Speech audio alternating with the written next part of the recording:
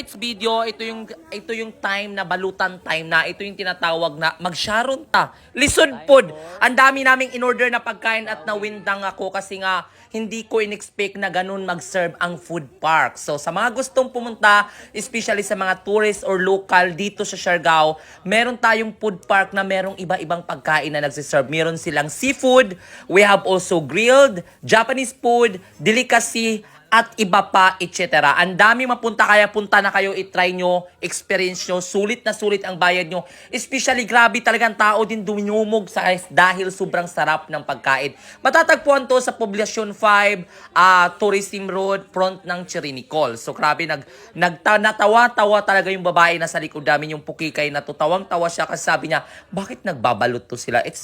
Welcome to the Philippines, baby. Normally lang talaga yan is tinatawag na Sharon time, di ba? Hoy, for the go! Grabe yung mga seafood nila, ang sasarap. Kaya naman very highly recommended. Kaya sa gustong mag-dine, ay bisitahan nyo na to, food park. One and only sa General Luna Food Park lang talaga is the best. Kaya naman, tara na, arat na, bebe.